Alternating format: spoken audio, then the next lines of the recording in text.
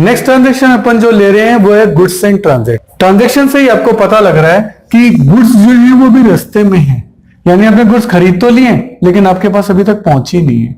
इसकी एंट्री क्या होती है?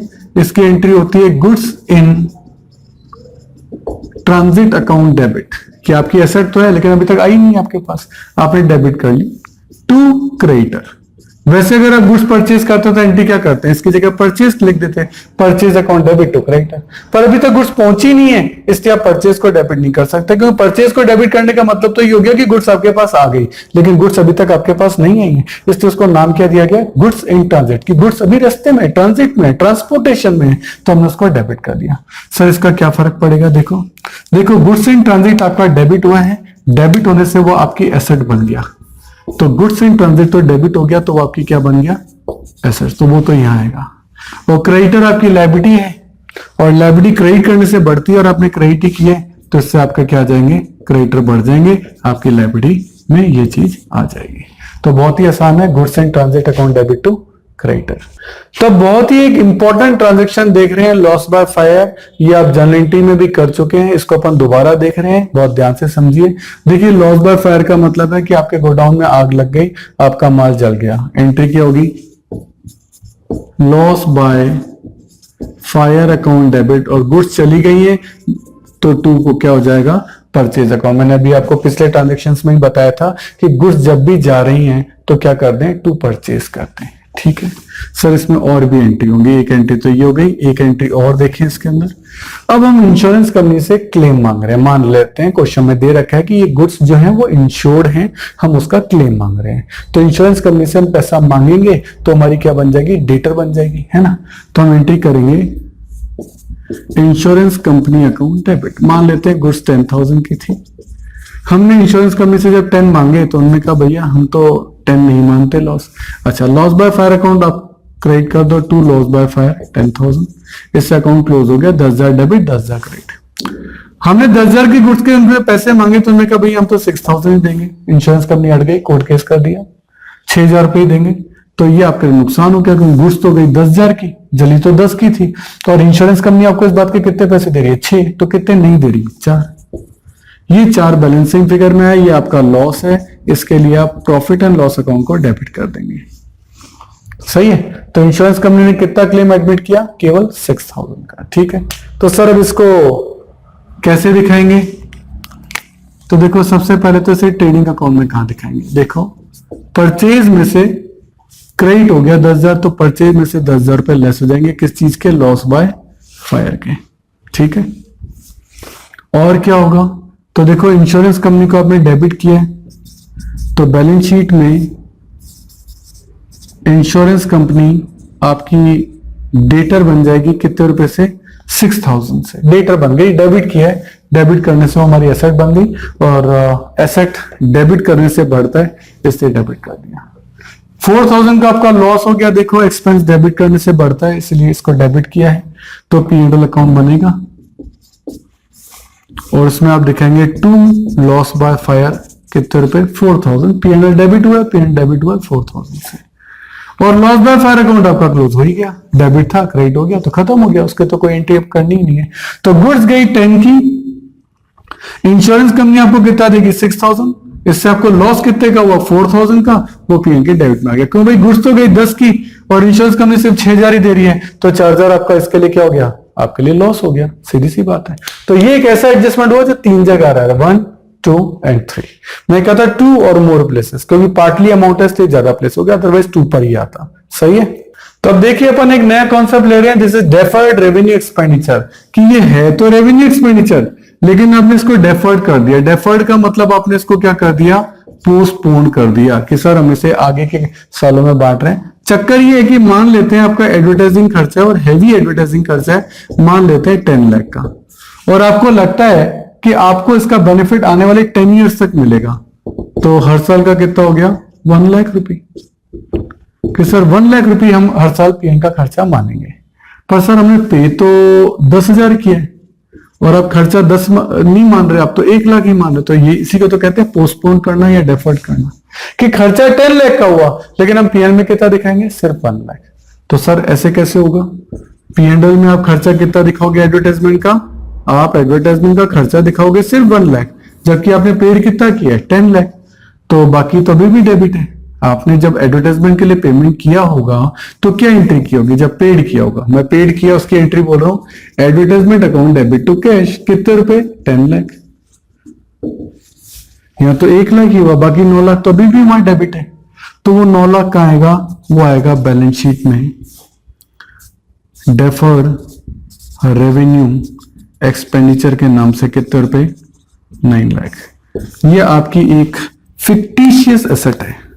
एसेट तो आप है, आप इसे मान रहे हैं, लेकिन ये आपकी फिक्टिशियस एसेट है, यानी आप इसे बेच नहीं सकते। आप किसको कह दोगे ये लो भैया 9 लाख का एडवर्टाइजमेंट है, आप खरीद लो, क्या करेगा वो खरीद के? इसको खर्चा तो हो चुका, उसका उसे क्या बेनिफिट मिलेगा? आप इससे कोई फर्दर जो बेनिफिट है वो डिराइव नहीं कर सकते, आप इसे कैश में कन्वर्ट नहीं कर सकते। तो इस तरह का खर्चा क्या कहलाता है? Deferred revenue expenditure.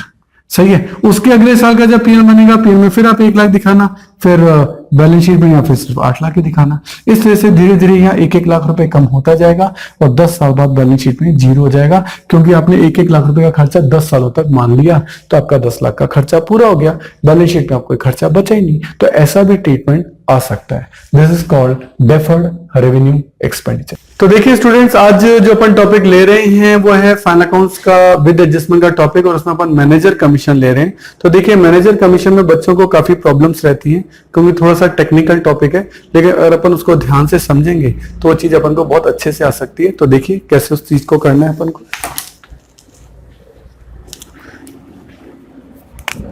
देखिए हम ये जानते हैं कि सबसे पहले हम ट्रेडिंग अकाउंट बनाते हैं। ट्रेडिंग अकाउंट हम क्यों बनाते हैं? सर ट्रेडिंग अकाउंट हम बनाते हैं ग्रॉस प्रॉफिट के लिए, ठीक है। उसके बाद बनता है PNL account. Sir PNL account हम क्यों बनाते हैं? सर नेट प्रॉफिट के लिए, ठीक है। ये बात तो सर हमको पता थी। अब एक कॉन्सेप्ट आपका और आएगा, सर इस नेट प्रॉफिट पे मैनेजर को कमीशन देना है, ये एक स्टेप और जुड़ेगी। तो ये तो हो गया फर्स्ट पार्ट, ये सेकंड पार्ट, अब तक तो अपन ये करते आ रहे थे। ये थर्ड पार्ट और आ गया, क्योंकि मैनेजर को कमीशन नेट प्रॉफिट पे मिलता है, और नेट प्रॉफिट जब तक निकलेगा नहीं तब तक मैनेजर कमीशन दे नहीं सकते। इसलिए मैनेजर कमीशन के लिए अलग से थर्ड पार्ट जो है वो बनाया जाता है। क्लियर है? अब ये जो नेट प्रॉफिट है उस पे जो मैनेजर कमीशन है ये हमेशा आउटस्टैंडिंग होता है। सर आपको कैसे पता है ये आउटस्टैंडिंग होता है? रीजन है, क्योंकि आप ये ट्रेडिंग पीएल किससे बना रहे हो? ट्रायल बैलेंस से। ट्रायल बैलेंस किससे बनती है? लेजर से। तो लेजर जब क्लोज होंगे उसके बाद ही तो ट्रायल बैलेंस बनेगी। तो सारे लेजर क्लोज हो गए, यानी कैश अकाउंट भी क्लोज हो गया। अब जब कैश अकाउंट क्लोज हो चुका है, ट्रायल बैलेंस बन चुकी है, ट्रेडिंग पीएल बन चुकी है, मैनेजर का कमीशन आपने निकाला, तो पे कैसे करोगे? कैश अकाउंट तो क्लोज हो चुका है। दैट्स व्हाई इसका पेमेंट नहीं होता। कैश अकाउंट क्लोज हो चुका है, दैट्स व्हाई मैनेजर कमीशन का पेमेंट नहीं हुआ है, इसलिए मैनेजर कमीशन हमेशा क्या होता है? आउटस्टैंडिंग होता है। ये बात हमेशा ध्यान रखनी है। क्लियर है? सर ये मैनेजर कमीशन कितने तरीकों से निकल सकता है? तो देखो ये नेट प्रॉफिट आपका यहां आएगा, उसमें से मैनेजर कमीशन लेस होगा, तो इसको अब नेट प्रॉफिट थोड़ा ना कहेंगे, तो इसको भी नेट प्रॉफिट कर दें। पर सर दो नेट प्रॉफिट कैसे हो सकते हैं? इसीलिए नॉर्मली बुक्स में इसको नेट प्रॉफिट ना कह के बैलेंस सीडी कहा गया है, और इसको नेट प्रॉफिट ना कह के बैलेंस बीडी कहा गया। वैसे है ये नेट प्रॉफिट ही, लेकिन ये प्रॉफिट है बिफोर कमीशन। क्या है? Before commission. ये कौन सा प्रॉफिट है? Net profit before commission. इस पे हम कमीशन कैलकुलेट कर लें तो बहुत ही आसान है। सर ये बैलेंस निकला हुआ रहेगा, इस पे कैलकुलेट कर लो, तो ये कहलाता है बिफोर चार्जिंग। और अगर हम इस पे कैलकुलेट करें तो ये फिगर तुम्हें पता ही नहीं, तो ये कहलाएगा आफ्टर चार्जिंग। कैसे होगा वो अपन देखते हैं। तो देखिए नेट प्रॉफिट की दो हेडिंग बनेगी। 10% मान लेते रेट है, 10% commission on net profit before charging such commission. इसको थोड़ा सा पार्टली पढ़ो। 10% कमीशन देना है किस पर? On net profit. कौन सा प्रॉफिट? बिफोर चार्जिंग सच कमीशन, यानी ऐसे कमीशन लेस करने से पहले। चार्जिंग का मतलब क्या होता है? चार्जिंग का मतलब होता है लेस। कमीशन देना है 10% ऐसे नेट प्रॉफिट पे जो कमीशन से पहले का हो। तो कमीशन से पहले का प्रॉफिट तो ये वाला। इस पे 10%, तो इस पे तो 10% इजीली निकल ही सकता है कि सर ये प्रॉफिट है 55,000, तो 55,000 का 10% निकाल दो, कितना निकलेगा 5500, ये लो निकल गया, इसमें क्या बड़ी बात है। तो इसके लिए फॉर्मूला क्या बना सर, जो भी आपका नेट प्रॉफिट निकला है उस पर आपको 10% निकालना है, यानी रेट अपॉन 100। ऐसे ही तो निकाला अपन ने, 55,000 इंटू 10 अपॉन 100 दैट इज 5500, ऐसे अपन ने निकाल लिया इसको। तो बिफोर में तो कोई चक्कर ही नहीं है, बिफोर तो बहुत आसान है सर, कमीशन से पहले का प्रॉफिट यानी ये वाला प्रॉफिट, इसका 10% निकालना है, तो फॉर्मूला इजीली याद हो गया। सर अगर आफ्टर हो तो क्या चक्कर है, देखिए लाइन में क्या चेंज आएगा, 10% commission on net profit, before की जगह, ये बिफोर है ना, उसकी जगह आ जाएगा आफ्टर, आफ्टर चार्जिंग सच कमीशन, यानी लाइन में ये फर्क आ गया। देखो कहने का मतलब क्या है, अब ये कह रहा है इस प्रॉफिट पे 10% निकालिए, ये तो हमें 55 पता है, लेकिन हमें इसका 10% ही निकालना है, इसलिए मैं इसको हटा रहा हूं।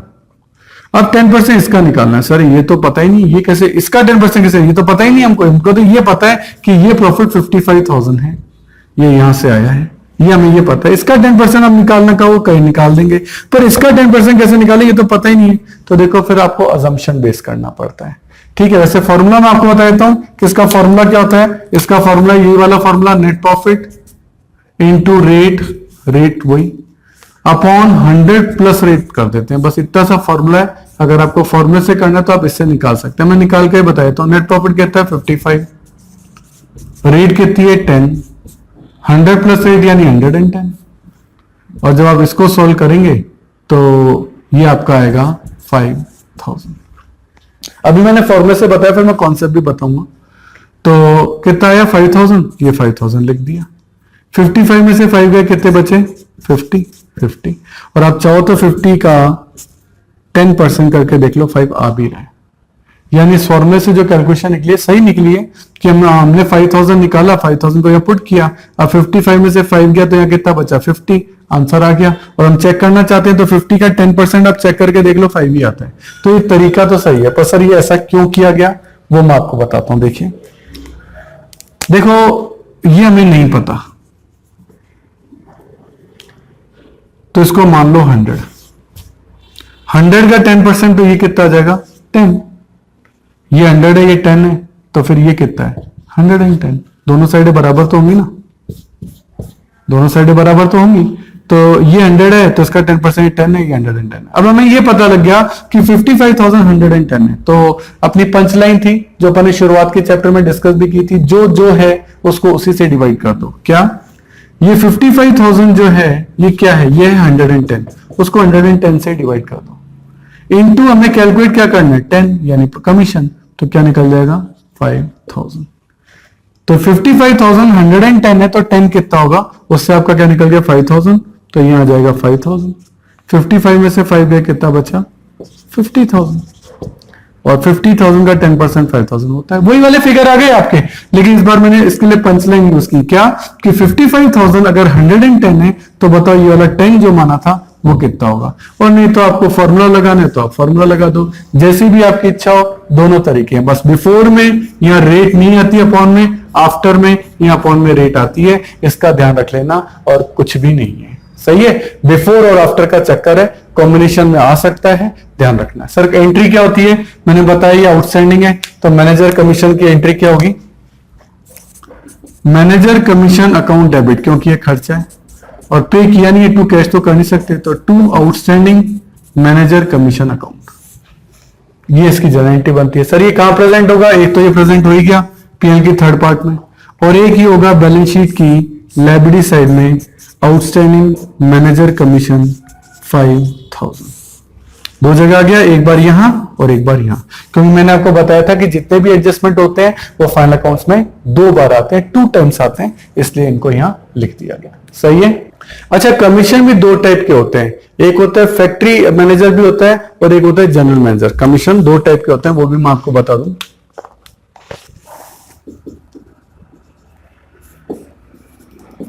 हो सकता है फैक्ट्री मैनेजर का कमीशन हो, फैक्ट्री मैनेजर कमीशन और एक होता है जनरल मैनेजर कमीशन।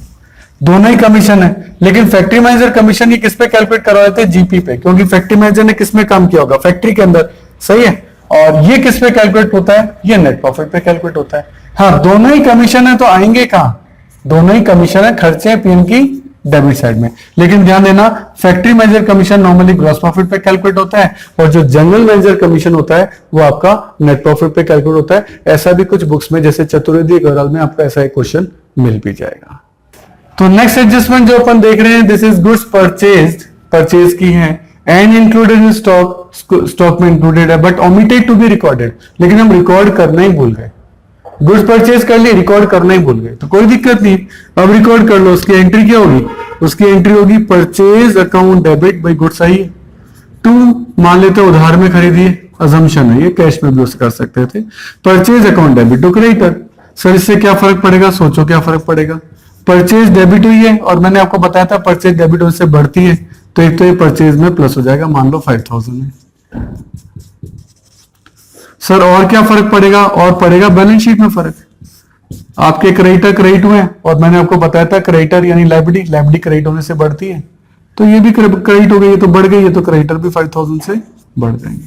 ये लो, तो गुड्स परचेज कर लियो लेकिन रिकॉर्ड करना भूल गए हो, ये उसका ट्रांजेक्शन। तो देखिए नेक्स्ट ट्रांजेक्शन अपन ले रहे हैं, गुड्स सोल्ड एंड डिस्पैच्ड,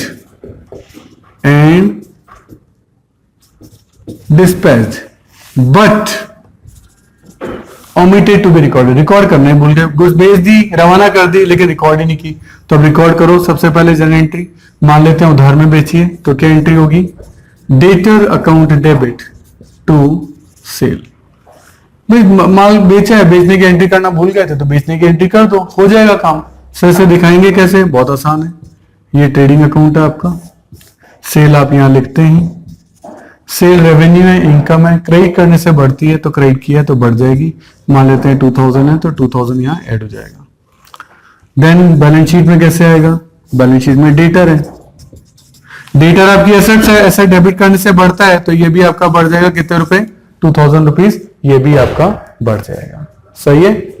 तो देखिए स्टूडेंट्स, नेक्स्ट टॉपिक अपन ले रहे हैं goods sold on approval basis. कभी कभी हमने नया बिजनेस खोला है, तो नया प्रोडक्ट मार्केट में चलाना है, तो दुकानदार उसे लेते नहीं है, तो प्रोड्यूसर क्या करता है कि भाई साहब आप एक बार दुकान पे रखो तो सही, बेच लेना, कोई बात नहीं, 2 महीने बाद पैसे दे देना, यानी अभी सेल मत मानो, अभी आप ले लो, बिक जाए तो पैसा दे देना, नहीं तो माल वापस दे देना। ऐसी कोई कंडीशन बना दी जाती है। जब भी कोई नया प्रोडक्ट होगा तो प्रोडक्ट चलाने के लिए ये फैसिलिटी तो आपको देनी पड़ेगी, नहीं तो नया माल बिकेगा कैसे? कोई नया माल क्यों लेगा? तो इसीलिए आप इसको सेल नहीं मानते हैं, आप इसको सेल नहीं मानते, मान लेते हैं 2 महीने की क्रेडिट दी है। तो जब आपने उसको माल बेचा होगा तो एंट्री क्या की होगी? एक बार तो सेल मान ली, sir debtor account debit to sale.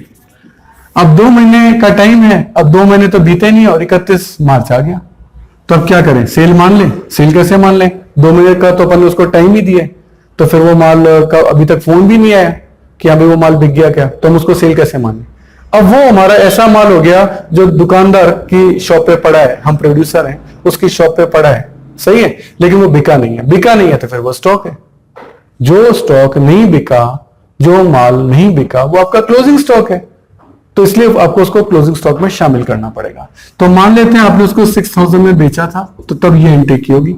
अब वो अभी तक उसका फोन आया नहीं है, तो आप उसको क्लोजिंग स्टॉक में अपनी एसेट बना लोगे, तो एंट्री हो जाएगी closing stock account debit to trading account. लेकिन ये एंट्री कॉस्ट प्राइस पे होगी, और मान लेते हैं कॉस्ट प्राइस है 5000, ये तो है सेलिंग प्राइस और ये कॉस्ट प्राइस, यानी 5 की चीज आपने उसको 6 में बेची थी, फोन आया नहीं है, तो अपन ने जब इसमें 2 एंट्रीज हो गई, एक ये जब सेल की थी और एक 31 मार्च को ये एंट्री भी आपको करनी पड़ेगी। सही है। ये एडजस्टमेंट हमारा करने से रह गया था, इसको कैसे करेंगे हमको देखना है। ठीक है सर। ट्रेडिंग अकाउंट में इसका क्या एडजस्टमेंट होगा देखिए। तो डेटर को तो ये आपने जब सेल की थी तब की एंट्री है, अब सेल हुई तो सेल को कैंसिल तो करना पड़ेगा, तो सेल को कैंसिल करने की एंट्री रिवर्स कर दो। क्या? Sale account debit to debtor. तो ये एंट्री तो सोचनी है जब सेल की होगी, तो ये एंट्री नहीं करनी है, एंट्री आपकी ये होगी, क्योंकि आपको सेल को क्या करना पड़ेगा? कैंसिल करना पड़ेगा। ये आपने सेल को कैंसिल कर दिया। सेल कितने से डेबिट हुई? 6000 लेस हो गया। ठीक है सर, डेटर भी क्रेडिट हो गए, तो बैलेंस शीट में क्या फर्क पड़ेगा सर?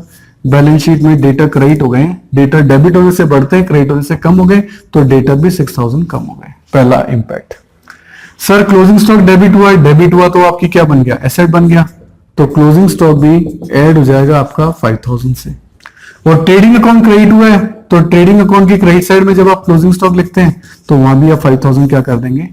ऐड कर देंगे, क्योंकि क्लोजिंग स्टॉक आपका बढ़ गया 5000 से। तो क्लोजिंग स्टॉक 5000 से बढ़ गया, दो बार तो ये हो गया, सेल आपकी 6000 से कम हो गई और डेटर भी आपके 6000 से कम हो गए, तो इसका इंपैक्ट 4 जगह पड़ गया, 1 2 3 4। ये एक ऐसा एडजस्टमेंट है जिसका असर 4 बार पड़ता है।